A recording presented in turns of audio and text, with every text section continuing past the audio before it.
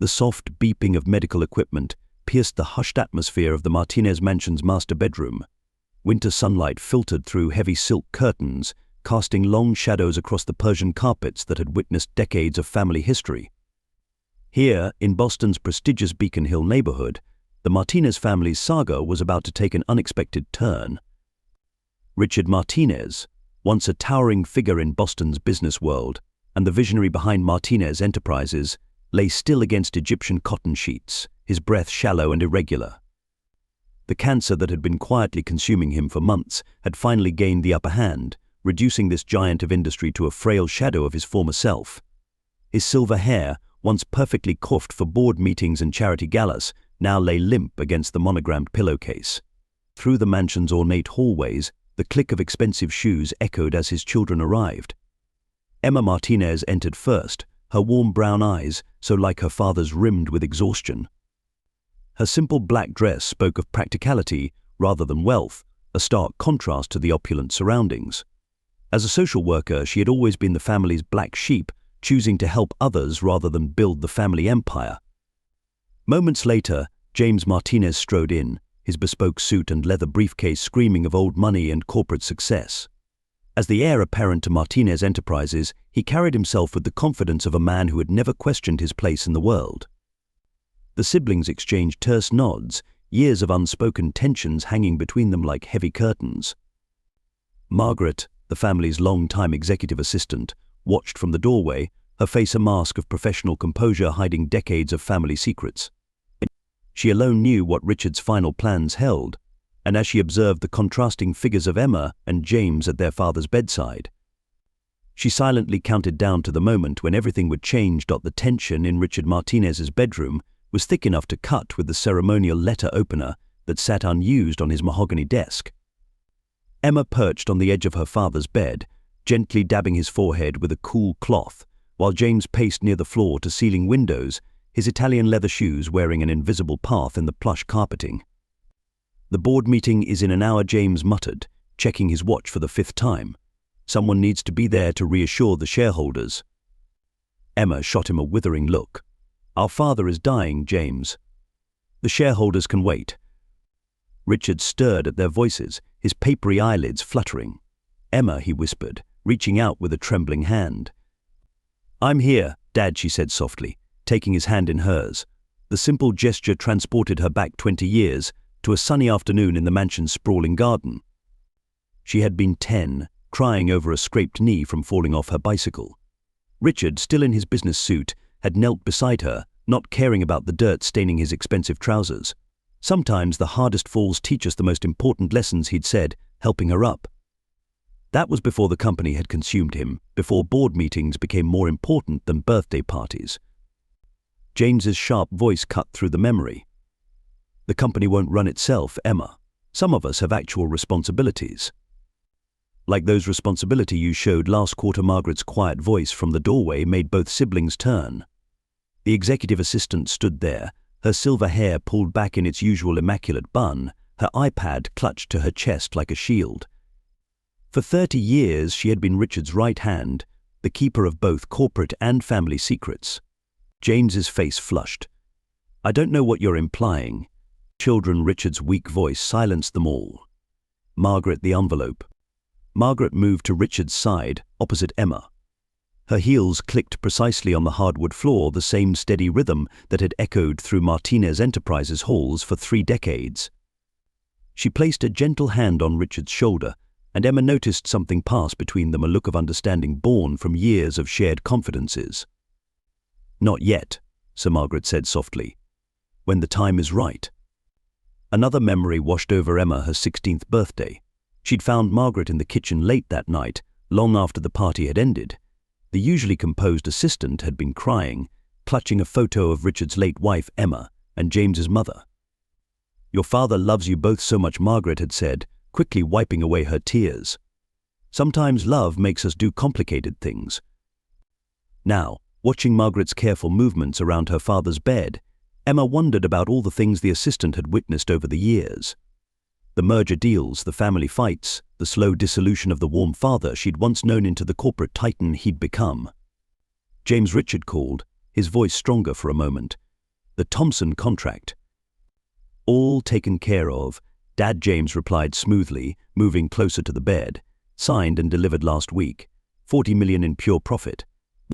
Emma noticed Margaret's slight frown, the way her fingers tightened around her iPad. There was something in the assistant's reaction that seemed off. Richard's breathing became more labored, and the nurse hovering in the corner stepped forward to adjust his oxygen. The medical equipment's steady beeping seemed to grow louder, marking time like a metronome counting down to an inevitable end. "Do you remember," Richard said suddenly, his voice distant, "the summer house in Cape Cod? When you were small?" Emma did.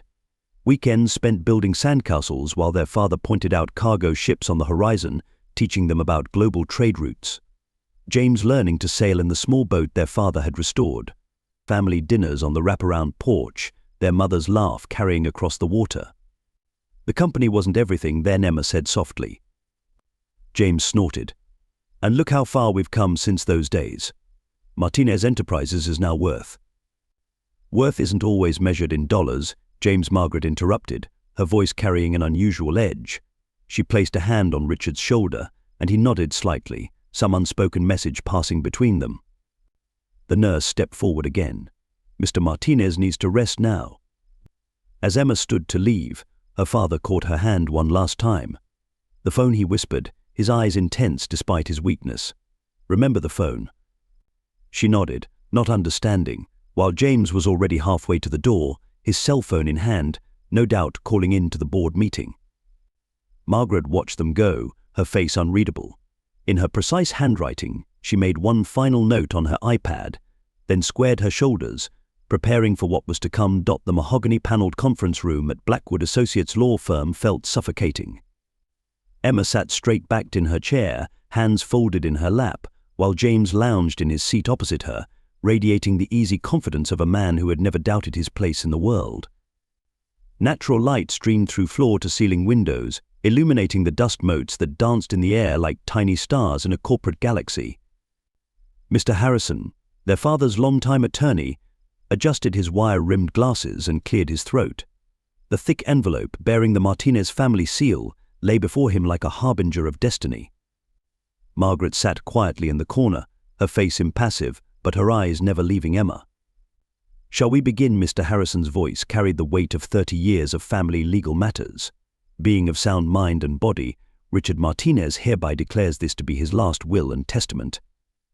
James drummed his fingers on the polished table surface, his platinum cufflinks catching the light.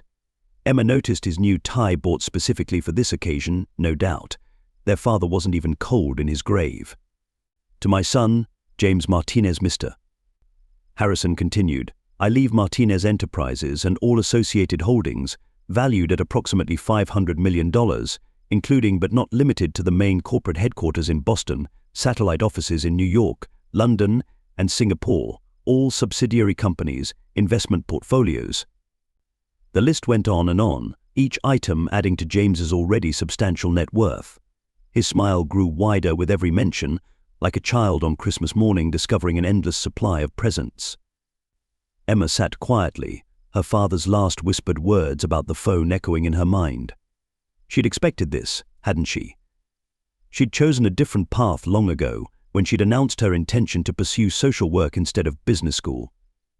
The disappointment in her father's eyes that day had never quite faded. "And to my daughter, Emma Martinez." Mr. Harrison paused, double-checking the document. "I leave my personal iPhone, Model 13, along with its contents and associated accounts."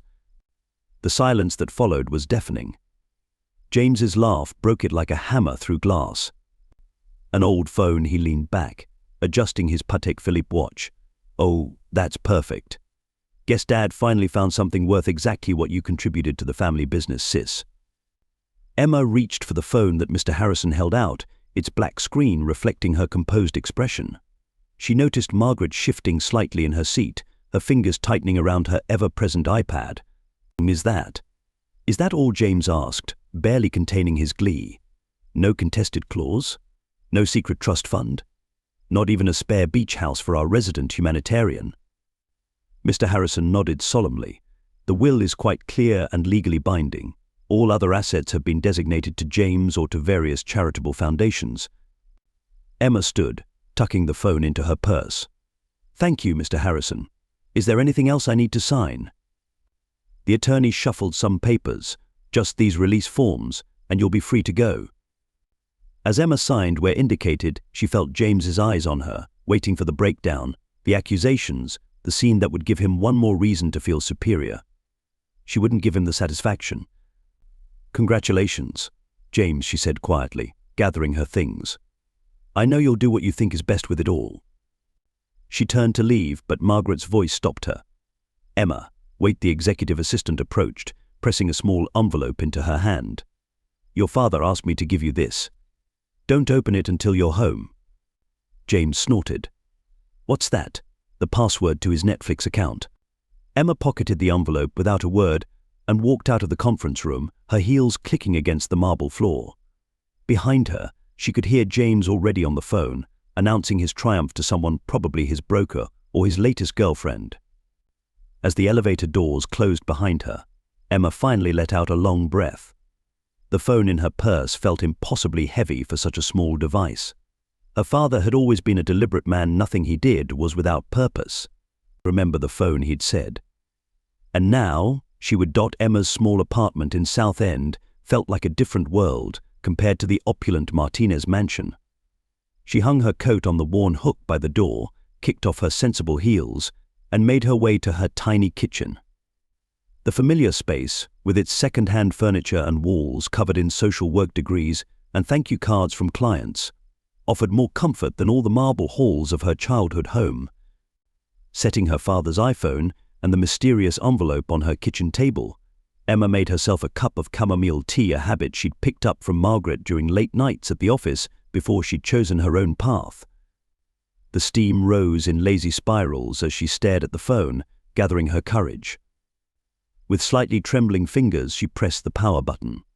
The screen came to life, displaying a familiar background photo of her college graduation day.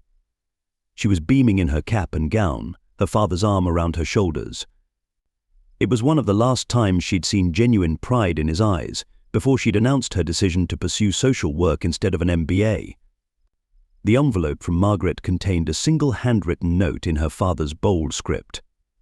"My dearest Emma, the truth, like many precious things, often hides in plain sight. Passcode your mother's birthday. Love, Dad. Dad." Emma's throat tightened as she typed in the numbers 091578. The phone unlocked with a soft chime. Dozens of notifications began flooding the screen: emails, voice memos, encrypted files. But what caught her eye was a folder simply labeled for Emma. Inside, she found hundreds of voice recordings dated over the past year. With shaking hands, she pressed play on the first one. "Emma, if you're listening to this, then things have played out as I feared they might. I've been investigating some disturbing patterns within Martinez Enterprises. James, your brother, has been making deals that go against everything we built." Her father's voice, strong and clear, despite his illness, filled her small kitchen. She listened as he detailed suspicious transactions, shell companies, and board meetings where James had pushed through decisions that undermined the company's ethical foundations. Another recording: March 15th, James authorized a transfer of $50 million to an offshore account under the guise of a sustainable energy project. Margaret helped me trace it. The money never reached any environmental initiatives. Emma's tea grew cold as she moved through the files. Each recording revealed another layer of corruption, another betrayal. There were photos, documents, transaction records, all meticulously organized and annotated in their father's precise manner.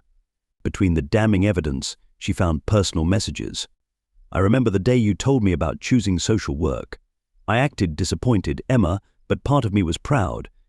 You saw what I'd forgotten, that business without conscience is just organized greed. You reminded me of your mother." Tears rolled down her cheeks as her father's voice continued. "I built Martinez Enterprises to help people, to create jobs and opportunities. Somewhere along the way, I lost sight of that. I let James believe that profit margins were all that mattered. And now he's turning my life's work into everything I fought against." A new file caught her eye: security footage from their father's office. She watched as James argued with their father, his face contorted with rage. "Times have changed, Dad. Your ethical considerations are costing us millions. Who cares about environmental impact when we can triple our profits? The next recording was dated just 2 weeks before her father's death. Margaret has been my eyes and ears, Emma. She's gathered evidence, tracked transactions. The board needs to know the truth, but they need someone they can trust to deliver it. Someone with integrity. They need you. Emma sat back, overwhelmed. The phone wasn't just a sentimental trinket, it was a weapon loaded with truth, a key to unlock secrets that could bring down an empire. But it was also a mirror reflecting years of family dynamics, of choices made and paths taken. She found one last recording, dated the day before her father died. My darling girl, forgiveness and justice aren't mutually exclusive. Whatever you decide to do with this information, remember that. James is still your brother, despite his choices, and you are your mother's daughter. She would be so proud of the woman you've become. I know I am. The screen lit up with a new message from Margaret. When you're ready, there's more you need to see. The board meets tomorrow at 9 a.m. Emma looked around her modest apartment, at the life she'd built away from the family wealth and corporate politics. On her wall hung her favorite quote, "The only true inheritance is the courage to do what's right." Her father's voice echoed in her mind. Remember the phone? Now she understood. He hadn't left her an old device, he'd left her the truth. And with it, a choice. She picked up her phone and texted Margaret back, "I'll be there." Tomorrow, she would walk into Martinez Enterprises not as the family disappointment, but as her father's true heir, carrying an inheritance far more valuable than money. The weight of truth and the courage to use it. The morning sun cast long shadows through the windows of Emma's apartment as she spread the contents of her father's phone across her kitchen table. Documents, photos, and transcripts created a web of evidence that grew more disturbing with each piece she examined. Margaret had arrived early, bringing with her additional files that filled in the final gaps of Richard Martinez's secret investigation. "Your father started noticing discrepancies about 18 months ago," Margaret explained, her usually perfect posture showing signs of exhaustion. "It began with small things, unusual wire transfers, meetings that weren't logged, contracts that bypassed normal review processes." Emma picked up a document showing a series of transactions. These environmental cleanup funds, they never reached their destination. Margaret's lips tightened. James created shell companies, made them look like legitimate environmental organizations. The money went straight into offshore accounts. But that was just the beginning. They pored over surveillance footage showing James in heated arguments with their father. In one particularly painful clip, Richard confronted James about a cancelled worker safety program. "Those safety measures cost us millions," James's voice crackled through the speaker. "The legal liability is cheaper than the implementation." "It's just business, Dad." "It's people's lives," Richard had shouted back, pounding his desk. "This company was built on more than just profit margins." Emma's hands trembled as she opened another file. The Thomson contract James mentioned. "A cover for selling proprietary technology to competitors," Margaret confirmed. "Your father was devastated when he discovered it. That's when he asked me to help gather evidence." The scope of James's betrayal was staggering. Environmental violations, worker safety concerns, illegal technology sales, money laundering, all carefully hidden beneath a veneer of corporate success. The evidence was methodically organized, each piece authenticated and time-stamped. "Why didn't Dad go to the authorities?" Emma asked, rubbing her temples. Margaret's eyes softened. He hoped to handle it within the family. He wanted to give James a chance to explain, to make things right. But then the cancer progressed so quickly. Emma stood and walked to her window, watching the city wake up. Somewhere out there, James was probably already in their father's old office, planning his next move, unaware that his carefully constructed house of cards was about to collapse. "Dad left me this evidence for a reason," Emma said quietly. "But if I use it, it won't just be James who falls. Thousands of employees could be affected. The company's reputation. The company's real reputation is what James has made it," Margaret replied firmly. "Your father built Martinez Enterprises on principles of integrity and social responsibility. What's happening now, that's the real threat to his legacy." Emma turned back to the table, picking up a photo of her father and James at a charity gala years ago. They were both smiling, James's arm around his father's shoulders. "He's still my brother." "And that's exactly why your father chose you for this," Margaret said, standing to join her. "Because he knew you'd consider all sides, weigh the human cost. James would have used this evidence for leverage or profit. You're looking for the right thing to do. A new email notification pinged on the phone. It was from one of the board members, expressing concerns about recent corporate decisions. The timing couldn't have been more perfect or more terrible. "There's something else you need to see," Margaret said, pulling out her iPad. She opened a hidden folder and played a video. It showed Richard, already ill but still lucid, recording a message. "Emma, if you're watching this, then Margaret has judged the time is right. What you do with the evidence is your choice. But remember what I taught you both as children: integrity isn't something you can buy back once it's sold." James forgot that lesson. I pray you never do. Tears rolled down Emma's cheeks as her father's image continued the board meeting tomorrow. It's your chance to set things right, not just for the company, but for all the people who depend on it. Sometimes the hardest choices are the ones we have to make to protect those we love, even from themselves. Emma wiped her eyes, straightening her shoulders. "Did Dad know? How did he know I'd make the right choice?" Margaret smiled softly. "Because you're your father's daughter. Not because of your name or your inheritance, but because of your heart. He always said you saw people where others only saw profits." The morning light had grown stronger, illuminating the scattered evidence of her brother's crimes. Emma began gathering the documents with purpose, her decision crystallizing. "The board meeting is in 2 hours," Margaret said. "What do you want to do?" Emma looked at her father's phone one last time, remembering his final words. Remember the phone. He hadn't just left her evidence, he'd left her a choice and the wisdom to make it. "We show them everything," Emma said firmly. "Not to destroy James, but to save what Dad built. The truth isn't just about justice, it's about responsibility to all the people who depend on Martinez Enterprises." Margaret nodded, a proud smile touching her lips. "Then we'd better get ready. Your father's office still has his spare suit in the closet. I think it's time you stepped into it." As they prepared to leave, Emma took one last look around her apartment. By tonight, everything would be different. But some inheritances, she realized, were worth more than money. They were worth fighting for. Emma walked through the gleaming lobby of Martinez Enterprises, her heels clicking against the marble floor with purpose. Wearing her father's perfectly tailored spare suit, she felt his presence with every step. Margaret walked beside her, carrying the evidence in a sleek leather portfolio. The executive floor buzzed with nervous energy. Word of an emergency board meeting had spread, though no one knew the real reason behind it. James stood at the head of the boardroom table, commanding attention as he always did. "Well, if it isn't our poor relation," James smirked as Emma entered. "Come to beg for a real inheritance." Emma didn't respond immediately. Instead, she connected her father's phone to the room's presentation system. The screen behind James flickered to life. "No, James. I came to deliver ours." The first document appeared on screen, a detailed breakdown of the Thompson contract's hidden provisions.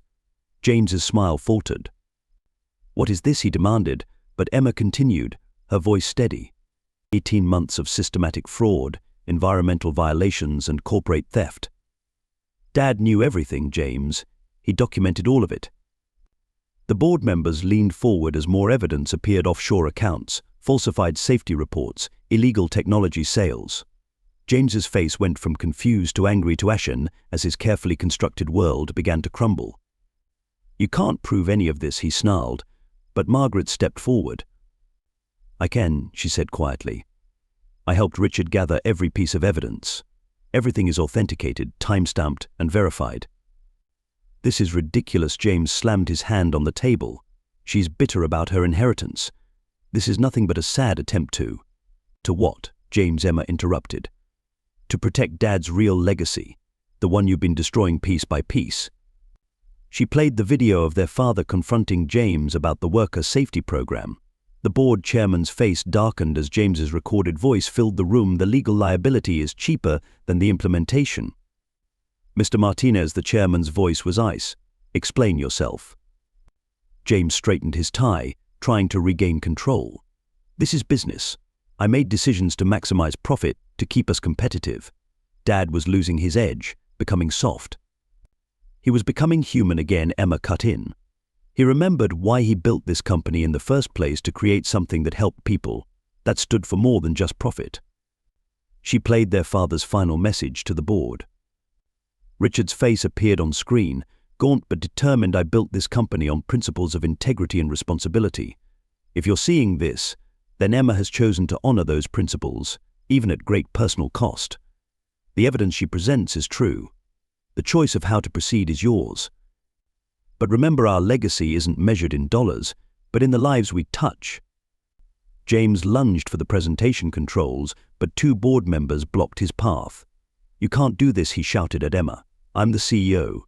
I built this company into what it is today." "You built it into everything Dad fought against," Emma replied softly. "He gave me that phone because he knew I'd see the difference between wealth and worth." "A phone?" James laughed desperately. "He left you a worthless phone while I got $500 million.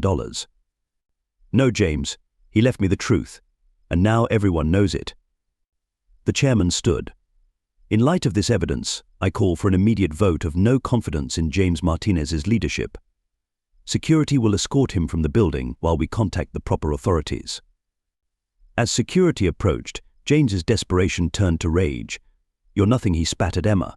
"A social worker playing at business. You'll destroy everything." Emma watched as her brother was led away, his perfectly tailored suit wrinkled from his struggles, his confident facade shattered. She felt no triumph, only sadness for what could have been. Margaret touched her arm gently. "Your father would be proud, but he loved us both," Emma said quietly. "That's why he did this, to save the company and James from himself." The chairman approached Emma. "We'll need interim leadership while we sort this out. Someone who understands both the business and ethical sides of the company. Someone Richard Martinez trusted." Emma looked at the phone in her hand, then at the portrait of her father hanging on the wall.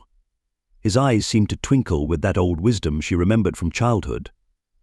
"Sometimes," she said, "the smallest inheritances carry the greatest responsibility." The boardroom slowly emptied, leaving Emma alone with the evidence of her brother's crimes and the weight of her father's true legacy.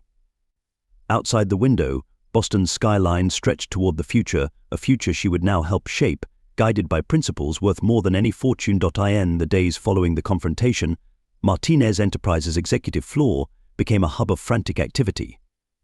The emergency board meetings stretched into a marathon session, with executives flying in from global offices while legal teams worked around the clock.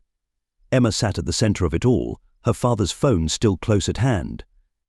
"The extent of the financial misconduct is staggering," the chief financial officer reported, his voice heavy.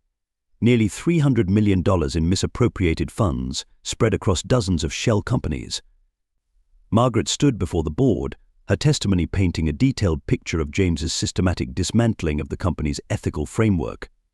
Richard Martinez noticed the changes shortly after James began taking more control, she explained. Environmental initiatives cancelled, safety protocols ignored, community outreach programs gutted, all in the name of profit. But the evidence was irrefutable. Security footage, financial records, emails and voice recordings created a damning timeline of corruption. James, under house arrest and awaiting trial, had already begun offering to cooperate with authorities in exchange for leniency. "The press will have a field day with this," one board member warned. "Our stock price will take a hit." Emma rose from her seat, smoothing her father's suit jacket. "Then let's give them something else to talk about. The real story isn't about corporate corruption, it's about corporate redemption." She laid out her vision: a complete restructuring of Martinez Enterprises, returning to its founding principles of ethical business practices and community responsibility. The misappropriated funds would be traced and returned, with interest, to their intended environmental and social programs. "We'll establish an independent ethics committee," Emma proposed, "with real power to oversee corporate decisions. Full transparency, quarterly public audits, and a renewed commitment to sustainable practices." The board members exchanged glances. "This will cost us," someone pointed out. "Yes," Emma agreed. "But integrity isn't about choosing between profit and principles, it's about finding ways to honor both. That's what my father understood." Margaret stepped forward with a new set of documents. Richard had plans drawn up for several initiatives before his illness progressed. Green energy investments, worker education programs, community development projects, all financially viable with projected long-term returns.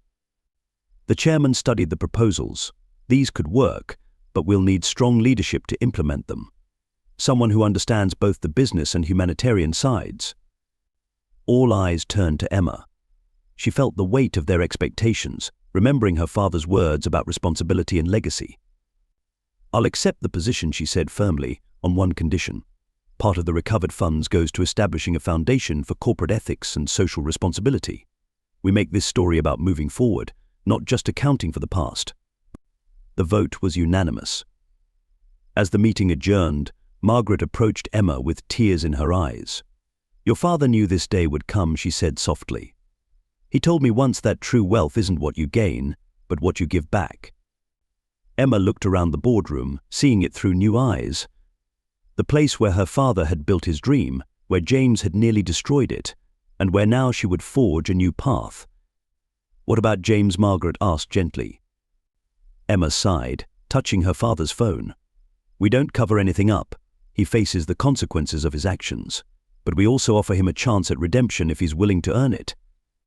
As the sun set over Boston's skyline, Emma stood at her father's old window. The city lights began twinkling on, each one representing a life touched by Martinez Enterprises' decisions. In her reflection, she saw both her father's determination and her own compassion.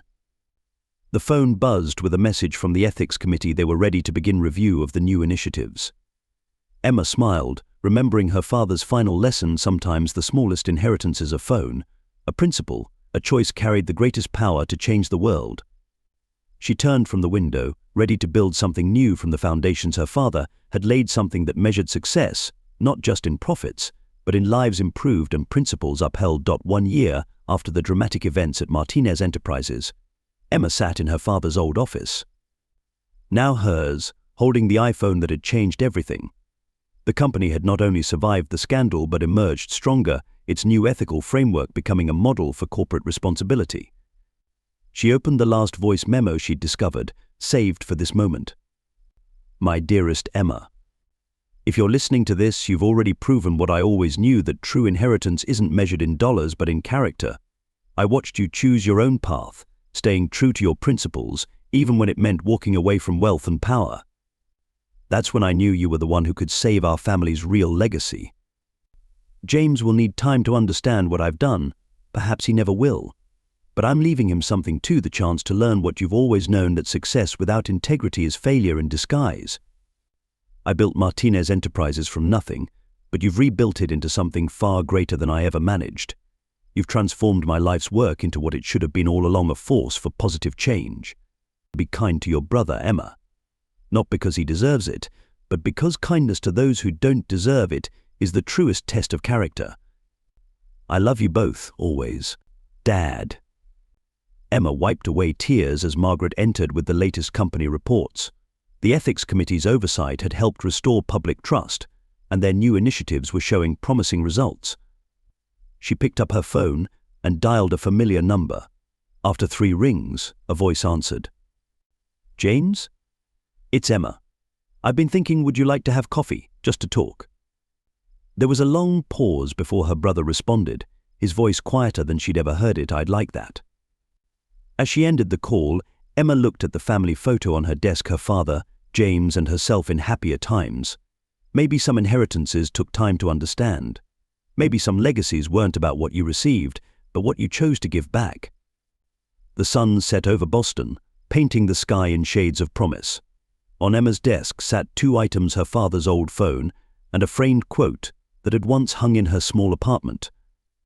"The only true inheritance is the courage to do what's right."